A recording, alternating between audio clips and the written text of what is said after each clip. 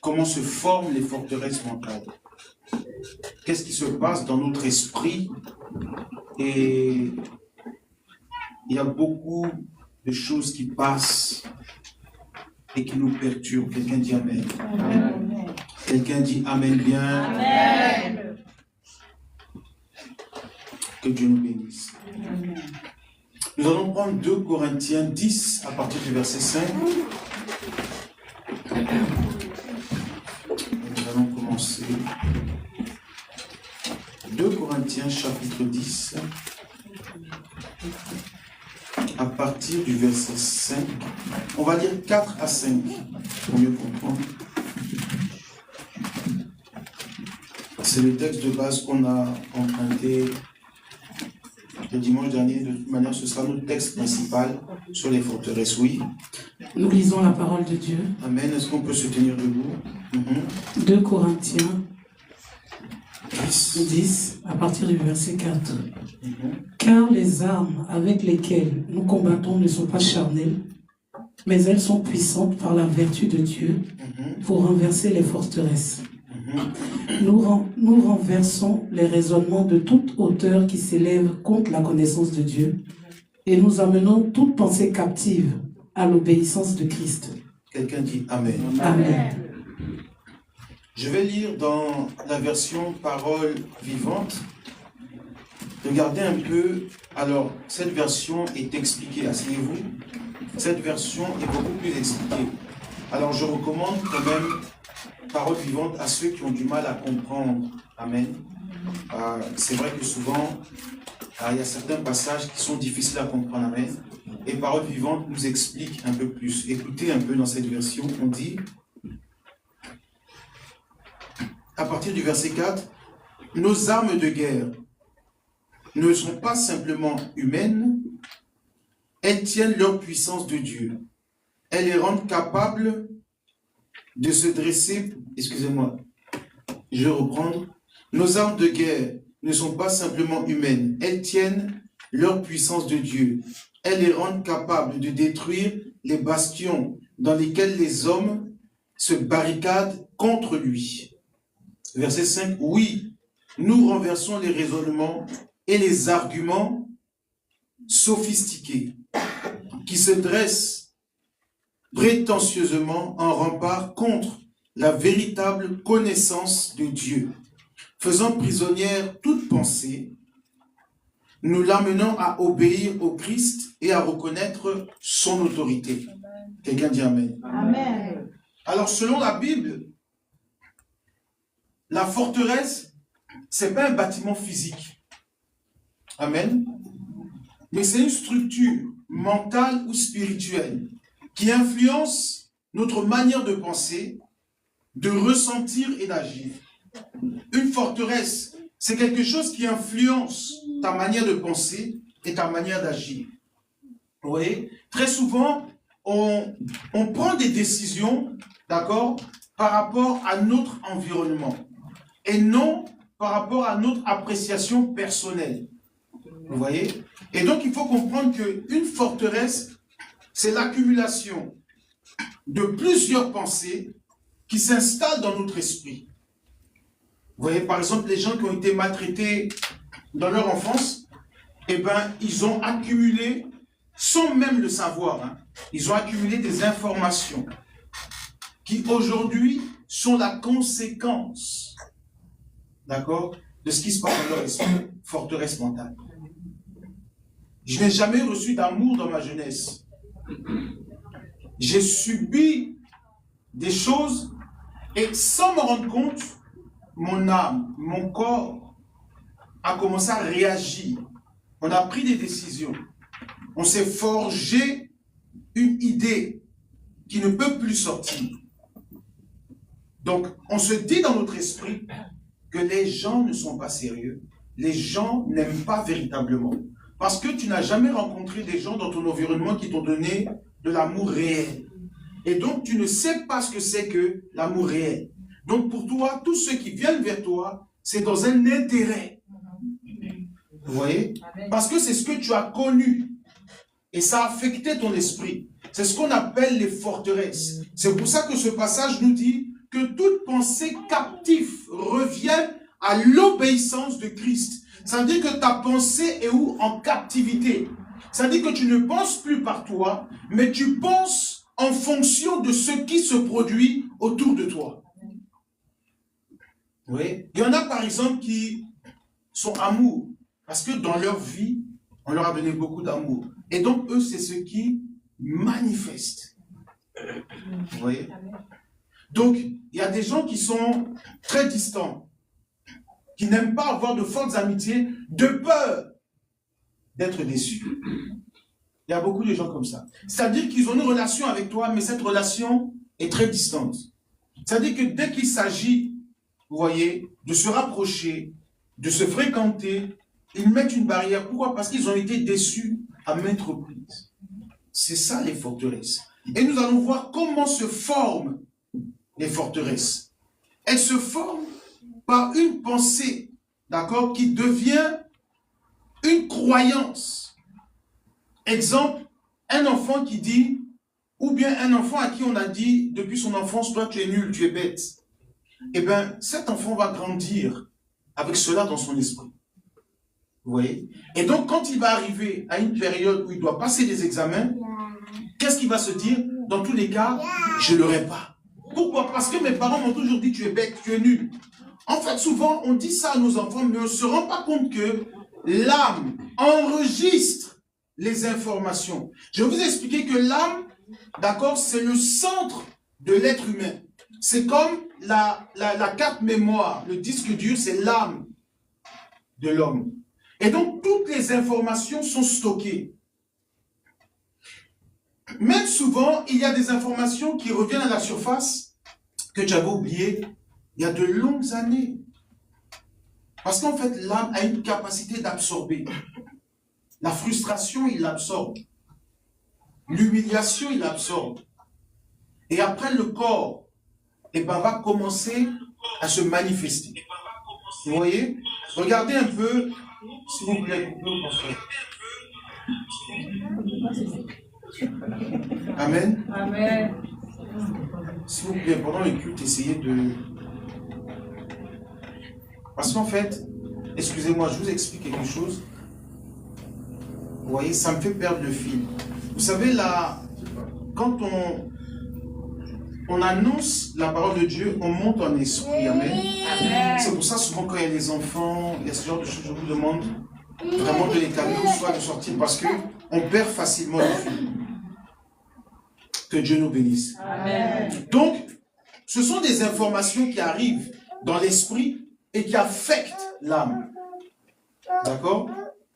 Nous allons avoir un exemple biblique d'une personne qui a vécu les forteresses, qui ne croyait pas que Dieu pouvait agir à cause des événements de sa vie. Prenons le livre de Juges, chapitre 6, verset 15. Et nous allons entrer pas à pas. Et vous allez comprendre que il y a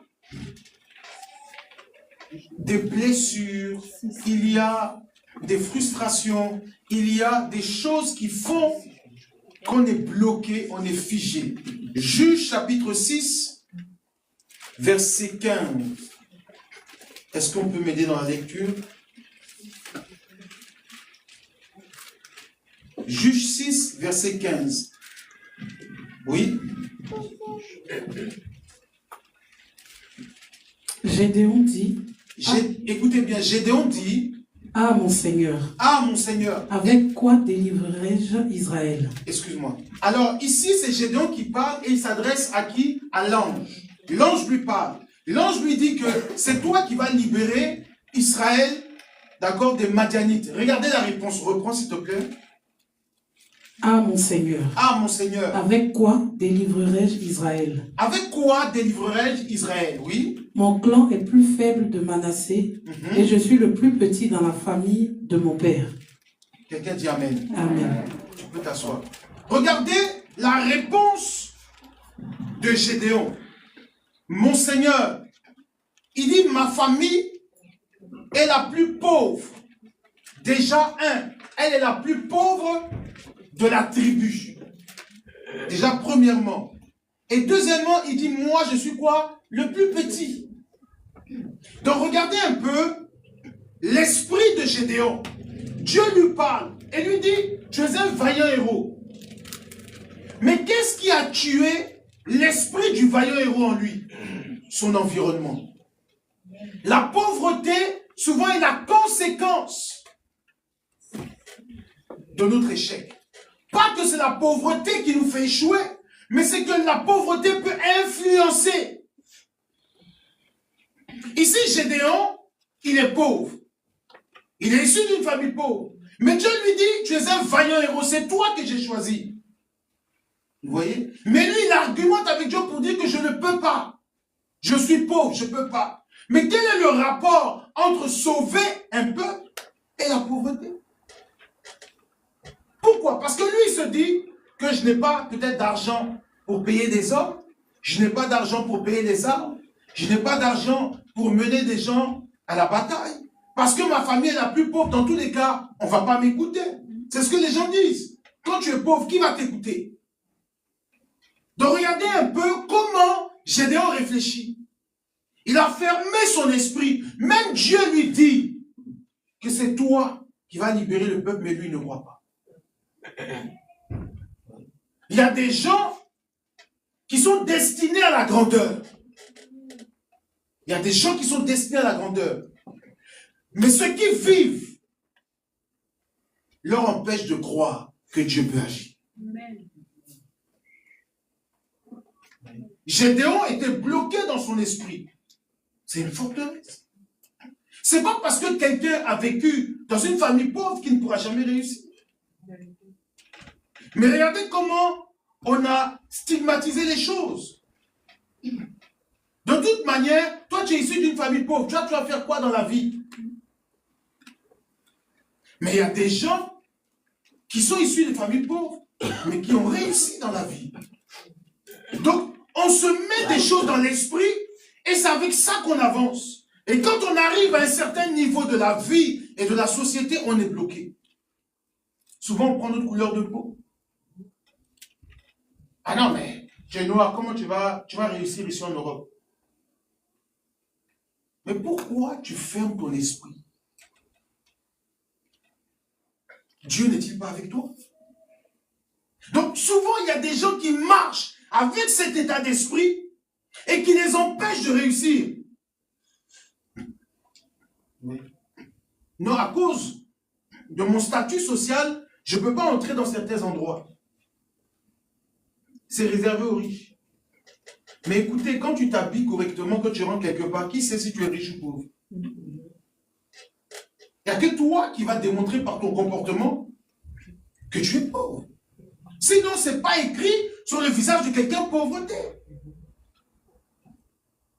Donc, on se met des barrières. Ça, ce sont ce qu'on appelle les raisonnements.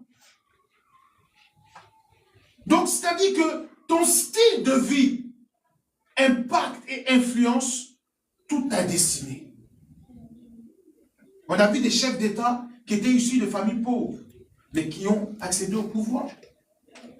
Donc, ce ne sont pas simplement ceux qui vont dans les grandes écoles qui réussissent. Voici comment est-ce que les forteresses mentales agissent dans la vie des gens. Par une idée arrêtée. Oui. Souvent, tu as une idée de quelqu'un et tu ne peux plus la sortir de ton esprit. Cette personne est mauvaise. C'est-à-dire que quel que soit ce que cette personne va faire, pour toi, elle est mauvaise. C'est tout. C'est-à-dire que toi, c'est comme ça. Parce que toi, tu as fait du mal, donc tu vas dire à tout le monde que cette personne est mauvaise. Mais c'est faux. Parce que peut-être qu'avec toi, ça ne s'est pas bien passé, mais ça peut se passer bien avec quelqu'un d'autre.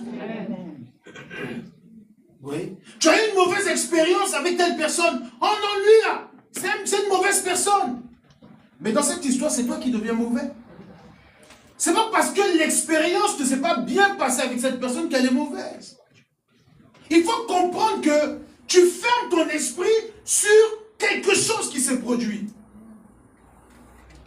Il y a des gens qui te diront que Lisiane, c'est pas une bonne personne. Et d'autres te diront, Lisiane, en tout cas, fais-lui confiance. Bon, on va se retrouver entre deux personnes. personnes. Une qui dit que Lisiane est mauvaise et l'autre qui dit que Lisiane c'est une bonne personne. Pourquoi? Parce que j'ai une mauvaise expérience avec Lisiane, donc Lisiane sera mauvaise avec tout le monde. Voici ce qu'on appelle les forteresses mentales. C'est-à-dire que toi, ton idée est arrêtée. C'est tout. C'est-à-dire que tu es braqué. Pasteur Ito, c'est un voleur. Donc, dans tous les cas, toi, tu marches avec cette idée dans l'esprit. Même si demain, je vais venir prier pour toi, lui là, il va me demander l'argent. Donc, c'est-à-dire que là, en tout cas, le gars, il va prier, mais il ne faut pas qu'il a parlé. C'est-à-dire que toi-même, déjà, tu as conditionné l'environnement. Tu as conditionné l'environnement. Je vais vous rendre un témoignage qui est réel. J'ai prié pour quelqu'un qui était à l'hôpital au Bichat, qui est entre la vie et la mort. On a prié pour lui. Quelques jours après, les médecins ont dit c'est fini, qu'il lui reste 2 ou 3 jours pour mourir. On est arrivé à l'hôpital. J'ai dit à sa fiancée, voilà ce qu'on va faire. Réunissez telle chose et je vous retrouve à l'hôpital. Je suis arrivé à l'hôpital, j'ai prié. J'ai fait ce que Dieu m'a dit. 2 jours après, le monsieur s'est réveillé du coma. Et quand il s'est réveillé, les médecins ont trouvé ça bizarre parce que quand on est arrivé à l'hôpital, vous voyez les endroits où on met les gens qui doivent mourir et puis il y a les prêtres, il y a les imams, et c'est là-bas qu'il était. Et donc quand je suis arrivé, je leur ai dit, écoutez, moi je ne prie pas pour les morts, pour accompagner. Dieu m'a appelé pour prier pour ceux qui doivent vivre. Maintenant, si il doit partir, c'est la volonté de Dieu. Mais ce qu'on va faire, c'est qu'il revienne à la vie. On a prié, il est revenu à la vie. On l'a changé, on l'a déplacé, il est allé dans une nouvelle chambre. Tout allait bien. Un jour, on est arrivé à l'hôpital, j'étais avec mon monito. Il m'a vu. Regardez un peu l'esprit de la personne. C'est un enfant. Il dit, ah, mais toi, tu es un enfant. Toi, tu peux être mon fils. Quel est le rapport? Et puis, il sort 50 €. Il me dit, ah, Dieu te bénisse. Genre, t'es un gamin, quoi. Je regardais, j'ai rien dit. 2 jours plus tard, il avait une société, donc les gens venaient à l'hôpital et il faisait des entretiens des gens à l'hôpital. C'est quelqu'un qui avait de l'argent. Le gars, il est couché, mais il fait un entretien à l'hôpital.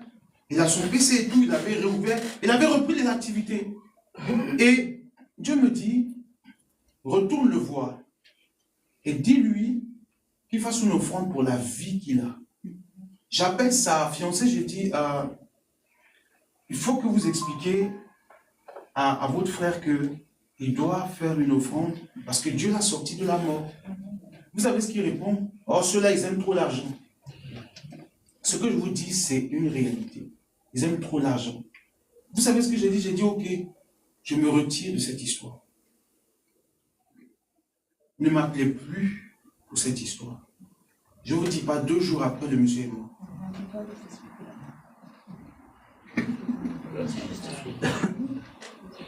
Vous vous rendez compte? Et le jour où il devait mourir, j'étais en train de prier, j'ai vu un flash. On prenait le brancard. Et je voyais les gens qui criaient avec lui. Faites vite, il va bientôt mourir. J'appelle sa soeur, je dis, faites très attention. Elle dit, oh non, nous on sait prier. J'ai dit, comment? Elle dit, nous on sait prier. J'ai dit, mais il était couché et puis vous m'avez appelé. On sait prier. J'ai dit, ok. Regardez un peu, c'est-à-dire que les gens, ils ont une idée arrêtée. Que pour eux, c'est de l'escroquerie forcément. J'ai dit, mais est-ce qu'une offrande ne vaut pas plus que la vie que tu as? Donc pour une offrande, on va se retrouver à avoir une mauvaise attitude. Et le monsieur est parti. J'ai trouvé ça regrettable. Je leur ai dit que moi, je me retire de cette situation. Parce qu'il ne faudrait pas qu'on en arrive là pour une situation où on veut aider quelqu'un.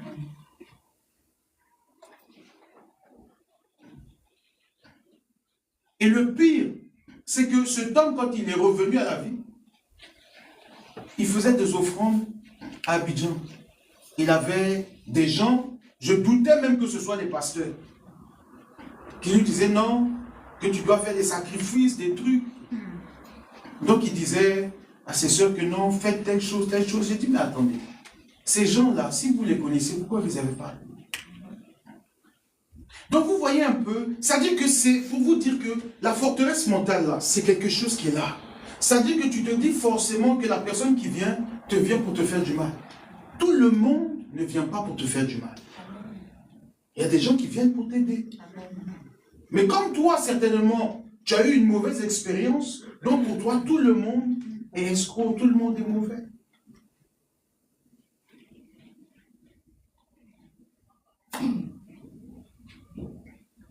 Donc il faut comprendre que arrêtons d'avoir des préjugés ou des idées arrêtées. Dieu peut faire toutes choses. Dieu peut nous restaurer, Dieu peut nous délivrer, Dieu peut nous guérir. Mais ça dépend de ce qui se passe dans notre esprit. Je vous donne ce témoignage juste pour vous dire que regardez un peu l'état d'esprit de la personne.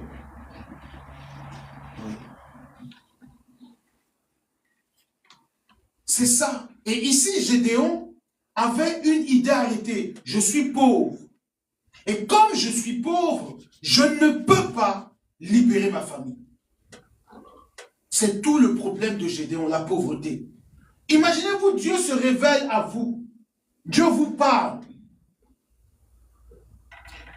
C'est extraordinaire. Un ange qui vient, qui se révèle à toi. Tu le vois et tu discutes avec lui. Et il te dit, je t'ai choisi, tu dis, c'est pas possible. Ça veut dire que quand on parle de forteresse mentale, ça peut même t'empêcher de comprendre la pensée de Dieu. C'est pour ça que j'ai aimé son passage à la servante de Dieu qui dit que vos pensées ne sont pas les pensées de Dieu. Arrête de croire que quand toi tu as quelque chose dans la tête, c'est Dieu qui pense aussi comme ça. Mais tu ne vois pas que tu souffres. Tu ne vois pas que ta vie n'évolue pas. Arrête d'avoir ton esprit fermé. Quand on te parle, écoute et entends. Il y a des gens qui disent, quand tu leur parles toujours, je sais. Tu sais quoi? Tu sais quoi? Si tu savais, tu n'allais pas être devant nous ici. Amen.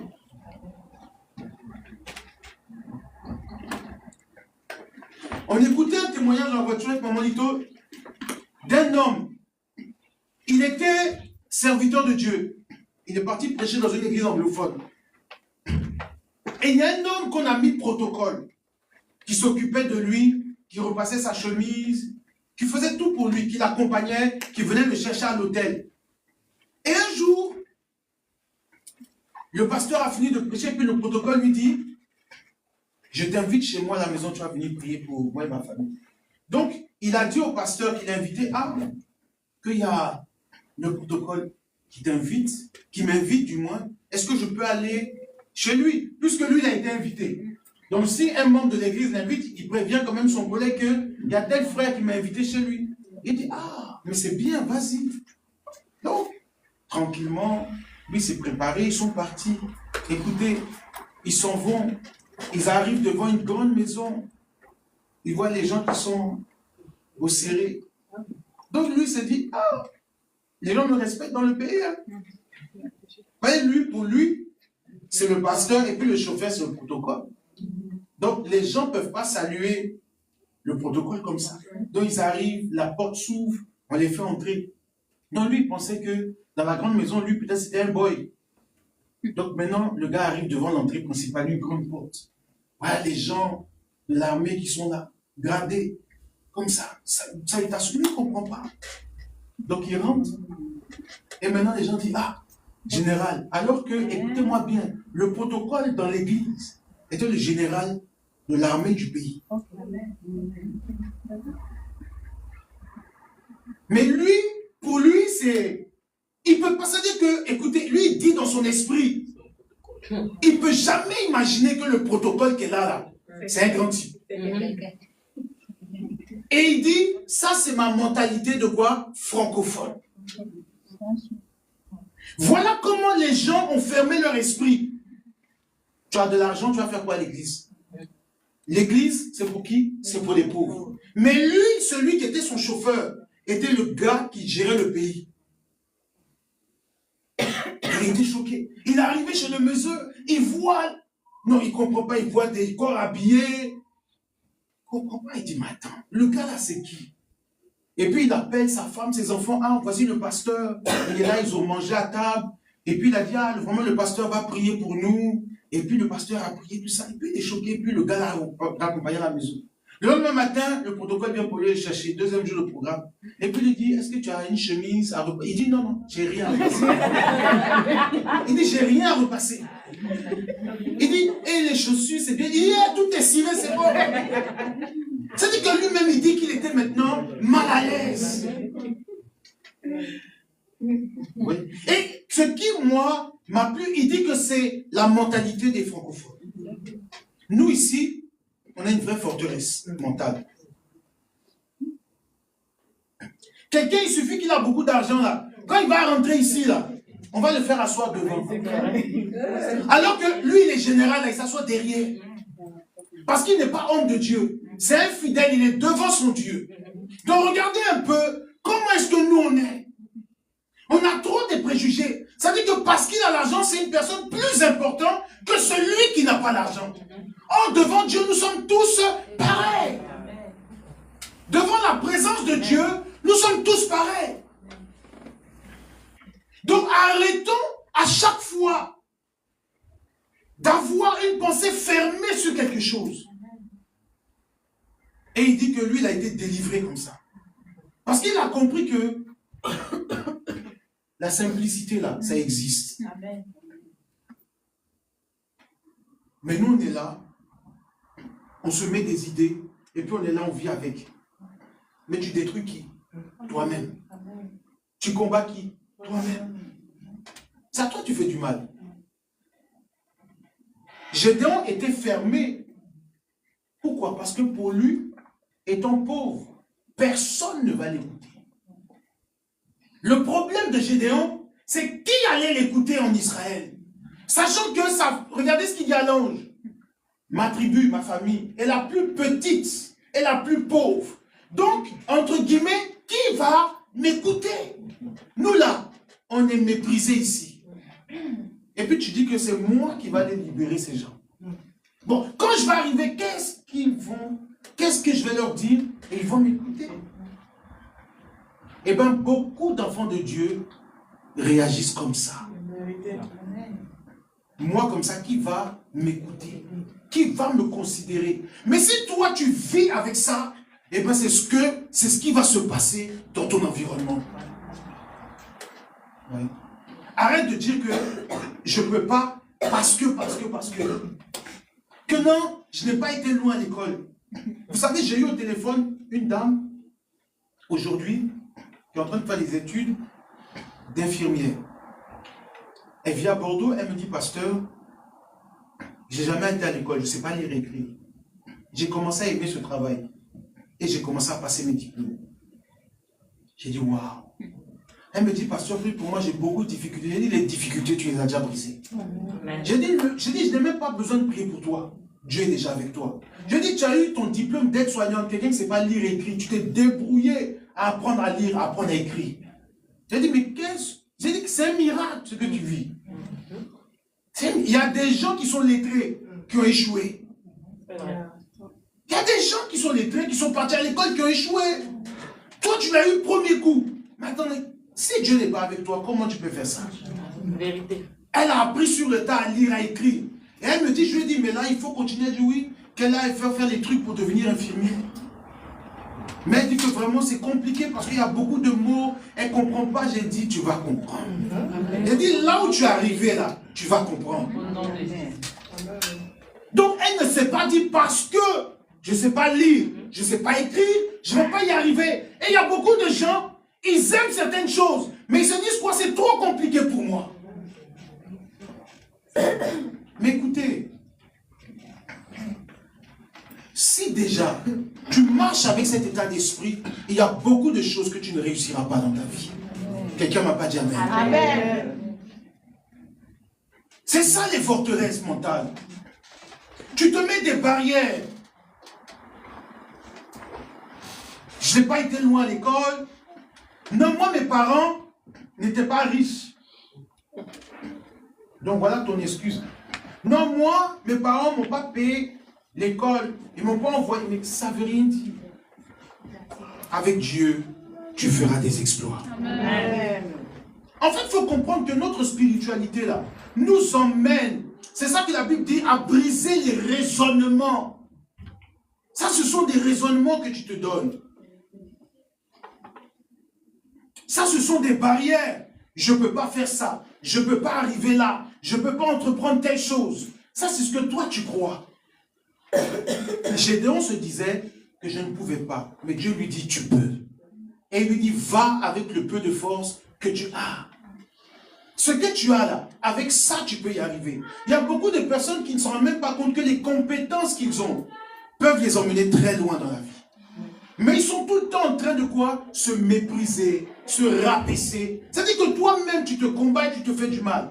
Et souvent, on met ça sur le compte de la sorcellerie. Mais c'est toi qui donnes de la valeur à la sorcellerie. La Bible dit qu'il n'y a plus de condamnation pour ceux qui sont quoi? En Jésus-Christ. Donc arrête de te dire que la sorcellerie peut avoir un effet sur moi. Ça fait longtemps que le sorcier n'arrive plus à te localiser. Amen. Ça fait longtemps. Mais c'est toi qui nous ouvres la porte pour dire viens chez moi. Amen. Oui, parce que c'est ce que tu déclares qui arrive. Quand tu dis que non, il vient chez moi, il vient comment chez toi? Dis au nom de Jésus, toutes les portes sont fermées. Et je dors en paix. Et tu crois en cela et rien n'arrivera. Arrête de dire que non, moi, est-ce que tu connais les sorciers de ma famille? On s'en fout des sorciers de ma famille. Est-ce qu'on a besoin de les connaître? Non. Nous, on connaît qui? Jésus. Ça me suffit. Est-ce que j'ai besoin de connaître tous les aladjas de ton pays? Ceux qui jettent les corriger, pas besoin de les connaître. Moi, je connais celui qui est établi au-dessus de tout le monde. Amen. Donc, regardez un peu. Écoutez, ce que je vous dis, c'est une réalité. C'est-à-dire, c'est comme ça que beaucoup réfléchissent. Arrivé un moment, tu dois sortir de cette pensée. Et tu dois ramener ta pensée à l'obéissance de Jésus-Christ. Amen. Pourquoi ton esprit en captivité? J'entreprends un commerce et tu trembles. Que non, ça je sais qu'ils vont tacler mon commerce là. Qui va tacler? C'est que toi, avant même que déjà tu as commencé le business là, non, ça là, ils vont m'attaquer. Mais ils vont t'attaquer. Et puis ça va marcher. Oui, parce qu'en fait, c'est ce que toi tu dis. Que non, voilà. Ça, j'en suis sûr. Déjà, l'aspect négatif est déjà en route. Hein. L'atmosphère est déjà détruite. Ça veut dire que tu n'as pas commencé, hein, mais toi, tu as déjà échoué. Quelle équipe de football rentre sur le terrain et puis dit non, comme c'est Real, on va perdre. Comme c'est Barça, on va perdre. Comme c'est PSG, on va perdre. Moi, j'aime bien le foot. Pour ceux qui ne savent pas, le PSG, c'est une grande équipe. Ils ont gagné la Ligue des Champions, non? Et là, ils ont été éliminés en Coupe de France. Par qui? Une petite équipe. Et ça a été un choc. Mais comment se fait-il que le grand PSG, parce que ceux qui sont arrivés là, ils ont dit PSG ou pas PSG, nous en jouons. C'est ça la forteresse. Arrête de voir ton Goliath. David, quand il a regardé Goliath, il dit, tu es grand ou tu n'es pas grand. Tu as la force, tu n'as pas la force, tu tomberas au nom de Jésus-Christ. Amen. C'est ça en fait. Marche avec cette détermination. Non, comme si Goliath il est grand, David va regarder. Donc, toi Goliath t'a battu. Ah mais moi je vais voir. Goliath t'a mis KO. Donc, je vais faire quoi? Regardez, Saül dit à David, toi tu vas aller tuer Goliath. Il dit oui. Il dit prends mon armure. David prend l'armure. Il dit bouge. David il n'arrive pas à bouger. Il dit oh, ouais, petit. Tu ne peux même pas soulever mon armure. Tu dis tu vas aller tuer Goliath. Il a commencé à se moquer de lui. Tu es petit. Nous on a les vrais gars ici, ils luttent. Toi tu vas faire quoi? Il dit enlevez-moi l'armure. Il dit j'irai avec l'Éternel. Amen. Non, c'est comme ça. Non, l'évangéliste Alex là, lui il a fait, ça n'a pas marché. Ah, si Alex a fait, ça n'a pas marché, nous on va faire quoi? C'est vrai ou pas? Il y a des gens qui réfléchissent comme ça. Nous tous on voit Alex ici. C'est ça. Que non. Non, grâce, elle a les diplômes. Hein. Mais là, elle a échoué là-bas, parce que là-bas, là, c'est Faya. Donc, si Grâce a échoué avec tous les diplômes qu'elle a, au moins, il allait faire quoi? Mais ce n'était pas la voie de Grâce, mais c'est ta voie, toi. Amen. Et beaucoup réfléchissent comme ça. Lui, il a l'argent, ça n'a pas marché. Maman, il allait faire quoi? Écoutez-moi bien, ce qui détruit nos vies, c'est le manque de foi. Vérité. Ce qui peut détruire les raisonnements, ce qui peut détruire les forteresses, c'est la foi qu'on a en Jésus-Christ. On s'est dit tellement de choses. Non, moi, il y en a qui disent, moi, il me barre. À chaque fois qu'il fait là, les gens, ils sont bizarres avec moi. Donc, c'est bon. Donc, c'est bon comme ça. T'as c'est comme ça. Donc, non, il y a... À cause de quoi? À cause d'un homme, toi, ta vie va s'arrêter. À cause d'une femme, toi, tu vas mettre un frein à ton bonheur. C'est ça. Les forteresses mentales. Souvent, comme on riait avec l'amie Bernadette, elle dit qu'elle est blessée de guerre. Ça dit qu'on l'a tellement blessée qu'elle, maintenant, elle ne sent plus rien. Elle dit c'est une lionne blessée. Mais en fait, c'est ça les forteresses. C'est-à-dire que pour toi, tous ceux qui sont là, ils vont me faire du mal. Non. Il y a des bonnes personnes qui arrivent dans ton environnement. Amen. Il y a des très bonnes personnes qui arrivent. Amen. Mais en fait, c'est ton atmosphère là qui attire le mauvais. Parce qu'en fait, tu es tellement négatif que là, c'est ce qui se manifeste dans ton environnement. Amen. Mets un peu de joie, mets un peu de gaieté, mets un peu d'amour autour de toi. Tu vas voir que les choses vont commencer à quoi? À changer.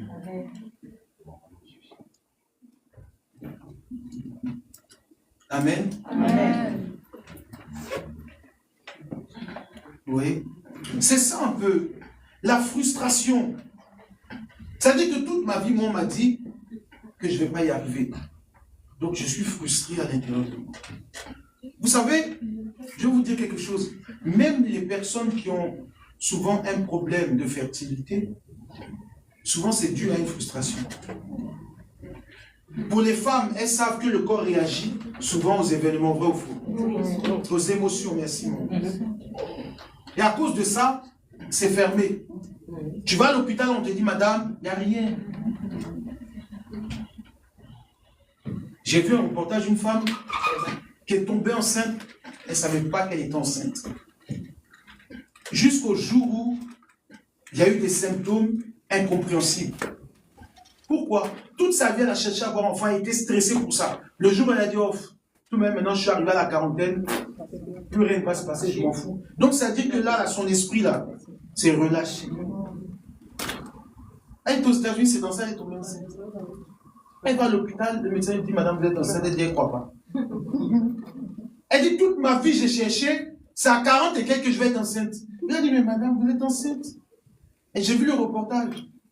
Et le médecin a dit, en fait, cette personne était tellement stressée. C'est-à-dire que son corps réagissait d'une manière. Et au moment où il lui a dit, madame, bah, vous êtes arrivé au stade de la ménopause, c'est fini, bon. C'est là, paf, c'est arrivé. Souvent, arrêtons d'attaquer les sorciers. Parce que les sorciers, là, sérieux, souvent, ils n'ont même pas de pouvoir sur nous. Mais souvent, notre train de vie,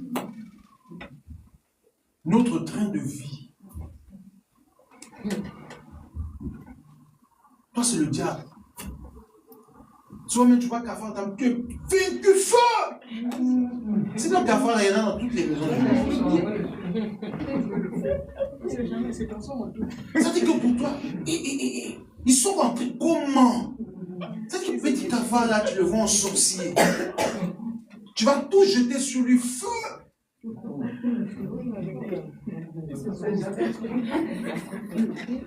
Regardez, hein. C'est-à-dire que là, tu es en train d'un combat spirituel. À cause de Cafard, tu n'as pas dormi. Tu n'as pas dormi.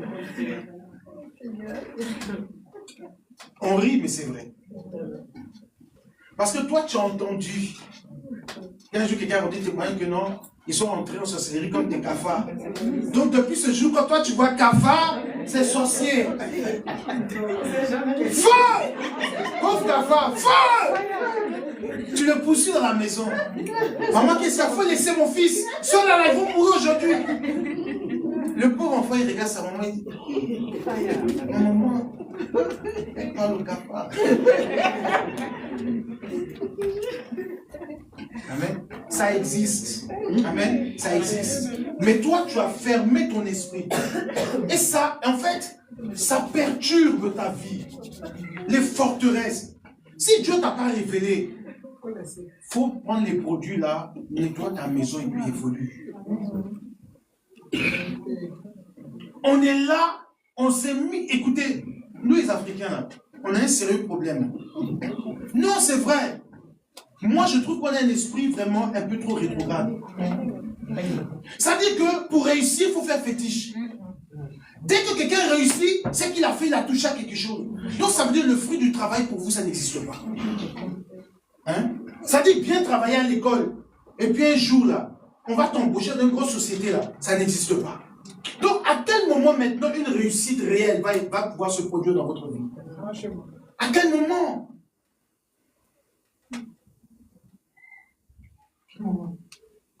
On regarde tout ce Coupe d'Afrique. On dit c'est le nid de la magie. Tout le monde fait fétiche. Regardez un peu, le gardien du Nigeria. Il a mis une bouteille d'eau à côté du but. Les Marocains ont sauté pour jeter la bouteille. Attendez. Parce que pour eux, ils ont dit quoi? Que ça là, il fait un truc pour pas qu'on marque. C'est de l'eau, il boit. Vous voyez un peu, ça dit que, bon, maintenant, si notre magie est si forte que ça, pourquoi on n'a jamais vu un pays gagner Coupe du Monde, un pays africain? Ça veut dire quoi? Ça veut dire quoi? Ça veut dire que, en fait, ce que nous on fait là, ça marche qu'entre nous. Ça ne peut pas sortir de l'Afrique.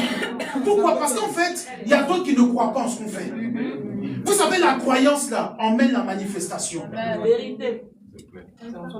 C'est ça, c'est pour ça que quand tu vois toutes les coupes en Afrique là, on dédie ça aux esprits. La Côte d'Ivoire est gagnée, on dit à Kradjo.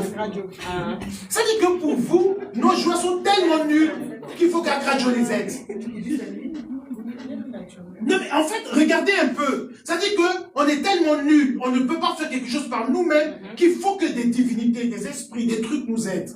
Ça c'est un esprit rétrograde.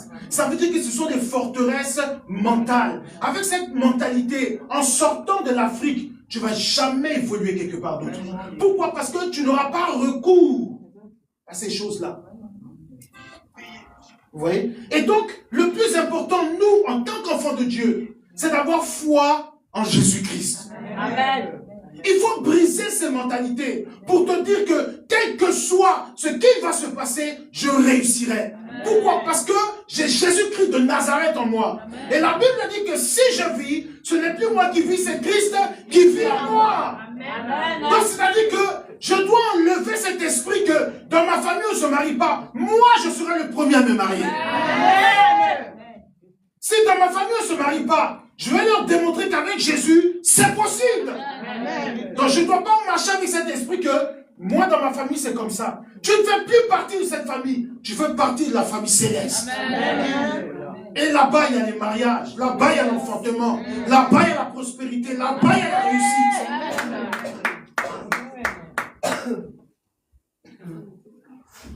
La vie chrétienne c'est de la spiritualité.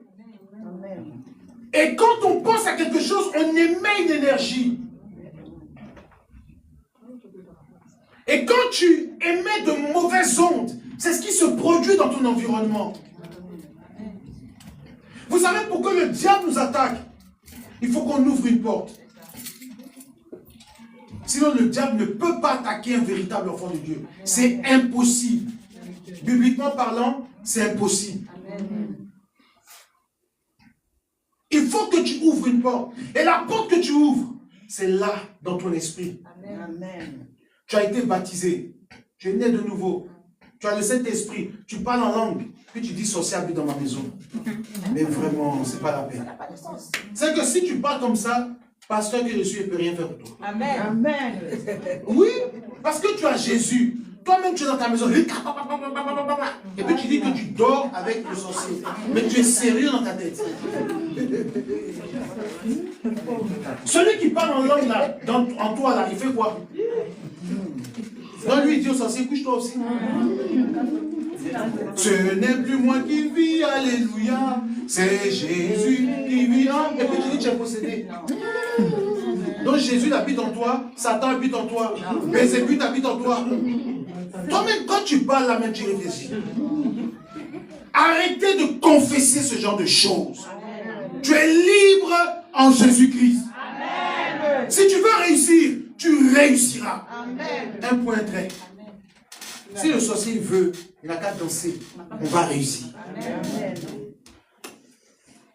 C'est tout. C'est ce que toi tu mets dans ton esprit qui arrive. C'est là le problème. C'est quelque chose qui travaille notre esprit. C'est la psychologie mentale.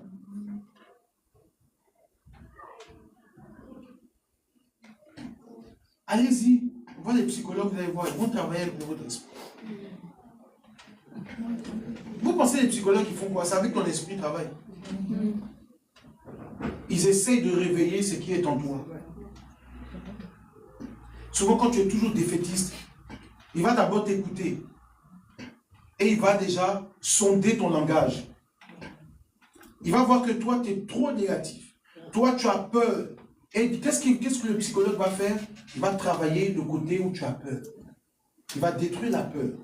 Souvent, on parle d'hypnose. Hypnose, c'est pour faire quoi? C'est pour retirer un élément. C'est tout. C'est la spiritualité. Eux, ils utilisent d'autres pratiques que le nom de Jésus. Mais sinon, c'est ça, c'est la spiritualité. C'est ce que les gens ne comprennent pas. Ça veut dire que là où tu es là, tu es un être spirituel. Ça veut dire que si tu emmagasines une mauvaise information, cette mauvaise information va travailler dans ton environnement. C'est ça. Il y a des gens qui ont tellement peur quand on éteint la lumière, ils voient. Et puis il allume, c'est son manteau qui a dit Seigneur Jésus. C'est-à-dire qu'il est paralysé, il regarde. Et puis quand il fait ça, lui-même voit le manteau qui bouge. Puis il prend torche de son pantalon. Il dit, c'est mon manteau, Seigneur Jésus. Voilà. Au lieu d'arrêter d'appeler les pasteurs, non, ils sont chez moi, c'est ton manteau.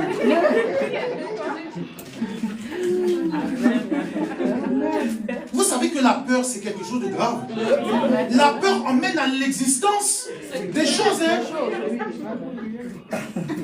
Oh, tu t'amuses. Toi-même, tu es dans la maison, tu entends. Seigneur Jésus, qu'est-ce qui se passe ici? C'est-à-dire que toi-même, tu es là, tu trembles, tu dis, mais c'est pas possible, cette maison. Hein? Attendez, quand on ouvre la porte, là, souvent il y a le vent qui passe. Et un truc qui tombe dans la cuisine.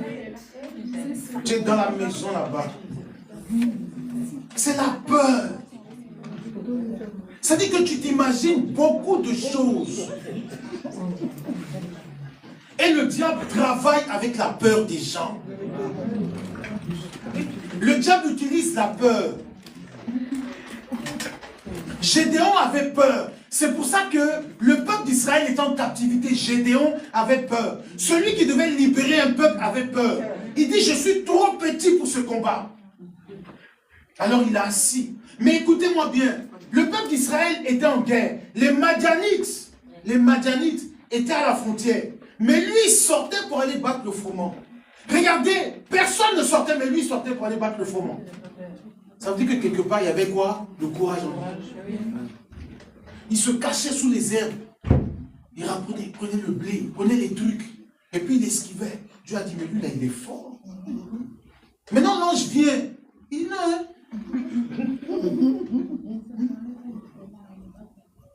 Actuellement, là, pauvreté, là, dans ma maison, là, c'est gâté. Et puis de surcroît, personne ne m'écoute de ma famille, je suis le plus petit. Donc, Seigneur, vraiment, il faut voir quelqu'un d'autre. C'est tout. Mais sinon, il était courageux. La Bible ne nous dit pas que quelqu'un d'autre battait le froment. Donc, ce qui veut dire que dans sa famille, si les gens mangeaient, c'était lui. Souvent, tu es courageux, mais il faut qu'on te dise que tu es courageux. Amen. Vous savez, pour briser certaines choses dans notre vie, il faut qu'on nous encourage. Amen. Il y a des gens qu'on n'a jamais encouragés dans leur vie. On t'a jamais dit tu es belle. Alors quand un homme dit tu es belle, tu penses que blague. Lui a dit quoi lui? Il y a un séducteur comme ça. Mais tu es belle. Elle ne croit pas. On ne l'a jamais dit ça. Vous savez que ça existe. Ah, d'accord. C'est ça. Il faut briser cette forteresse. Amen. Il faut briser ça. Si tu ne crois pas que tu es belle là, il faut faire un test. Sape-toi, maquille-toi et puis sors à la boulangerie. Si on ne t'a pas sifflé, tu vas voir. Si on ne t'a pas dit, madame, excusez-moi, tu vas voir. Mais comme toi, pour toi, tu es trop vilaine, quand tu sors, tu mets ton vilain pagne. Dans le froid, là, tu es dans les tapettes bizarres. Pour toi, il y a un gars qui te regardait, il est découragé, il dit, ouais, mais celle-là, franchement, j'aime bien, mais si je la ramène chez moi, franchement, c'est chaud. C'est ça. Tu es découragé parce que pour toi, tu ne crois pas en toi. Écoutez-moi bien, je vais vous dire que il n'y a personne qui ne plaît à personne. Tu plairas toujours à quelqu'un. Amen. Il y a toujours quelqu'un, quand il va te voir, il sera heureux de te voir.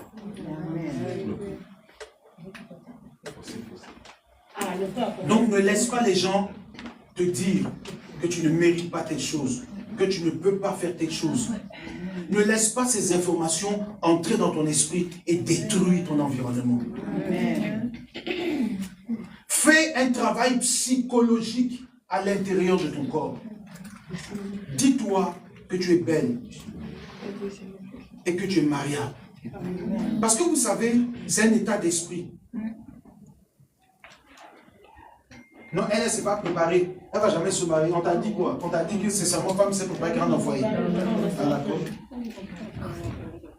Tu seras surpris que quelqu'un va la prendre. Et puis il va préparer quoi, elle va manger. Et puis tu vas dire, hein, donc les hommes préparent. Oui, il y en a qui aiment préparer pour femmes. C'est ça, toi, tu ne sais pas. D'accord. Écoutez, ça, ce sont des mentalités. Ça, en fait, si toi, tu restes dans cette case-là, tu vas rater une bonne opportunité. Elle ne s'est pas préparée, mais elle sait faire quelque chose d'exceptionnel. Sinon, il y a des documents administratifs, là, toi, tu ne sais pas lire.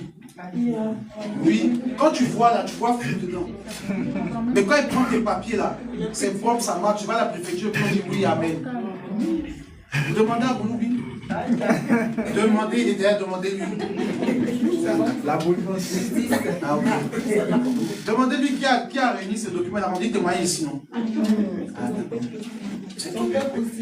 Donc elle a une qualité qui fait qu'aujourd'hui, regardez comment il rit. C'est pour ça. C'est ça. Le tâche, la grosse. Quand vous voyez Bouloubi, il est là, quand il danse comme ça. Il y a Bijou qui est derrière.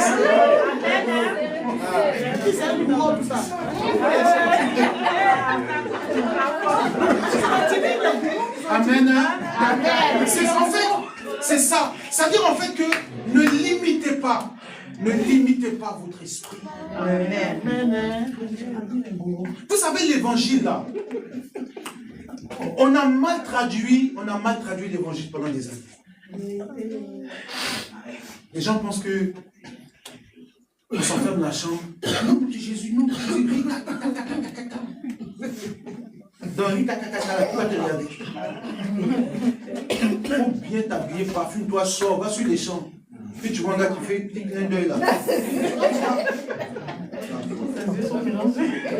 Non, parce qu'en fait, le problème, écoutez, nous les chrétiens, on a une vraie forteresse mentale. Un chrétien ne drague pas. En fait, c'est ça le problème.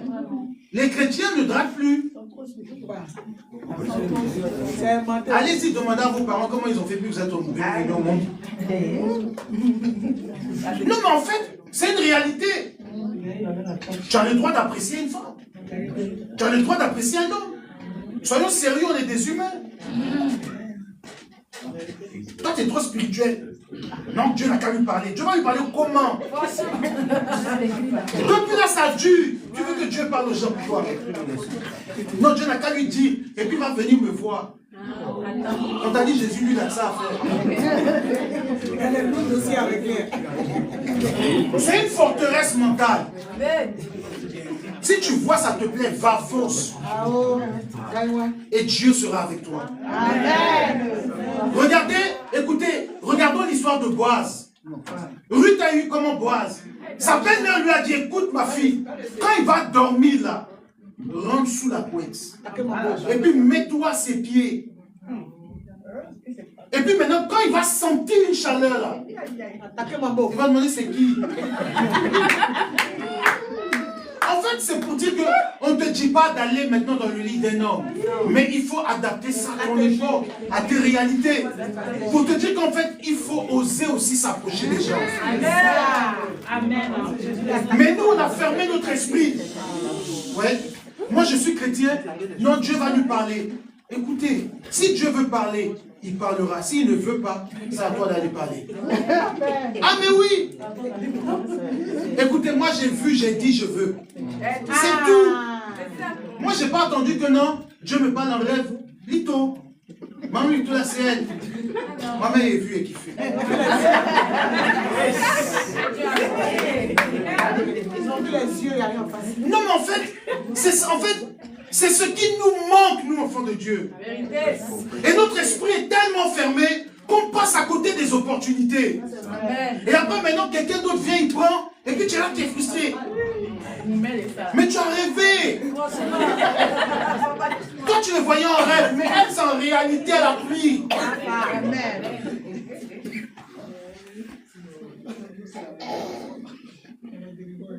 Il faut être déterminé. Il y a trop de... J'ai dit, si on veut parler de forteresse mentale, je vous assure qu'on peut parler de ça en long et en large. Parce qu'il y a des gens qui sont là et qui sont bloqués eux-mêmes. Ils n'osent pas. Ils ont peur. Ils sont hésitants. Mais je te dis ce soir, n'hésite plus. Amen. Il y a des gens qui ont raté des opportunités d'affaires parce qu'ils avaient peur. Si j'entreprends cette affaire, que je perds mon argent, à force de réfléchir, là, il y a d'autres qui ont investi, ils sont partis. Écoutez-moi, l'argent là, ça va et puis ça vient. Souvent tu investis, ça rentre dans l'eau, tu perds. Souvent tu investis dans notre projet, ça revient. L'argent là, c'est un esprit. Il s'en va, il vient. Il ne faut pas avoir peur de dépenser. Il ne faut pas avoir peur d'entreprendre. Quand tu as la peur là, c'est lui qui te maîtrise. Il est dans ta poche et puis tu ne bouges pas.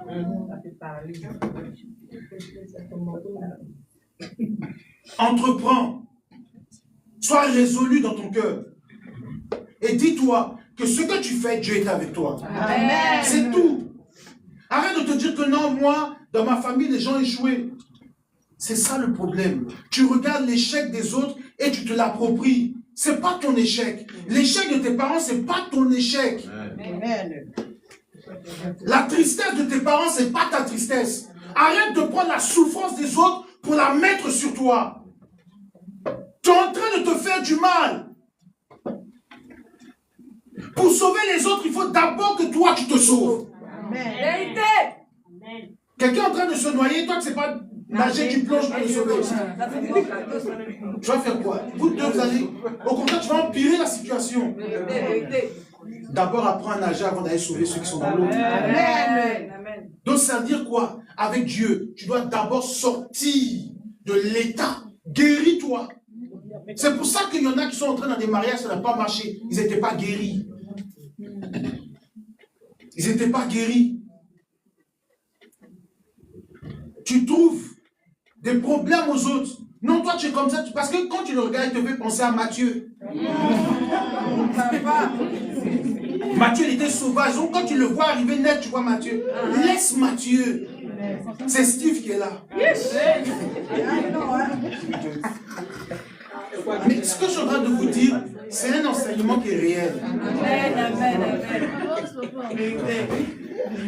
Ou bien non, comme toi, ton papa, il maltraitait ta maman. Donc pour toi, tous les hommes sont comme ça. Il faut que tu te sépares de ça. Retire ça dans ton esprit. Et dis-toi qu'avec Christ, c'est une nouvelle génération qui arrive. Que toi, tu peux recommencer une vie nouvelle. Tu ne dois pas t'appuyer sur les fondements. Mais tu dois recommencer, rebâtir quelque chose de nouveau. Amen. C'est ça qui nous importe. Et cette année 2026, on va travailler notre mental. Même si quelqu'un te dit que tu ne peux pas, tu vas aller, ça va marcher. Amen. C'est pas parce que lui, il a échoué que toi, tu vas échouer. Il y a des gens, ils ont commencé à faire une activité, l'activité est florissante, et puis quelqu'un veut dire, mais toi, tu es courageux. Hein? Nous tous, on est passés là. Ça marche au début, puis après, voilà quoi. Mais pourquoi tu écoutes ce genre de personnes? Ça, c'est toi. Moi, c'est moi. On est arrivé à un stade où le Dieu que tu as, soit il te sert à quelque chose, soit il te sert à rien. Et puis, je vais finir avec ça, ne t'arrête jamais sur un échec. Amen. Parce que l'échec, c'est la conséquence, d'accord, de la forteresse. Parce que tu as échoué une fois, deux fois, trois fois. Dans tous les cas, moi, ça ne va jamais marcher. Non, il y en a, ils ont fait 5 fois et puis ça a marché. Ne te décourage pas. Ne te décourage pas. Permis, là, il y en a même, ils ont raté jusqu'à ils ont raté. Moi, aujourd'hui, ils sont dans la voiture. Je vous dis, moi, là, j'ai raté plusieurs fois permis. Pourtant, ils savaient conduire. Vous savez le problème que j'avais? Quand j'arrivais à l'examen, j'étais très stressé. Ça dit que je suis là, je regarde, feu rouge, truc. Ça dit que je suis braqué. Des manipulations que j'arrivais à faire facilement. Un jour, je m'appelle, premier échec, ça m'a fait trop mal. On dit, juste, on m'a dit, fais marche arrière comme ça sur 10 mètres. La voiture qui va dans tous les sens. Oh, mais dans ma tête, j'ai dit, mais attends, où est la difficulté? Et puis l'inspecteur me dit, monsieur, en tout cas, je vous ai donné quelque chose de facile. Mais dit que dans ma tête, hey, il dit, hey, Seigneur, ça, il faut que je... Non, c'est-à-dire que tu te dis, tu dois réussir, c'est-à-dire que tu es stressé sur le volant. C'est tout. Mais sinon, quand tu as l'auto-école, que tu fais conduite normale, l'inspecteur dit, mais c'est bien, c'est parfait. Voilà. Le stress. Le stress. Il faut dire à Dieu, Seigneur, enlève la peur en moi. Enlève le stress en moi. Enlève l'angoisse en moi. Il y a beaucoup de choses qui sont en nous, qui nous combattent. Je vous dis quelque chose, on est en Jésus. Moi, je ne crois pas que le diable puisse habiter en quelqu'un ici. Je ne crois pas. Je crois qu'il peut attaquer, mais je ne crois pas qu'il puisse habiter en vous. Sinon, les attaques, les combats, on vit ça. Mais si on dit que non, il est dans ma vie, il me gère, il ne te gère pas. Dis au nom de Jésus, Au nom de Jésus, le diable ne me gère pas. ne me gère pas. C'est tout. Amen. Dis c'est Jésus C'est Jésus qui me gère. qui me gère. Soit c'est lui, soit c'est l'autre. Tu choisis qui? Jésus. Que Dieu nous bénisse. Amen.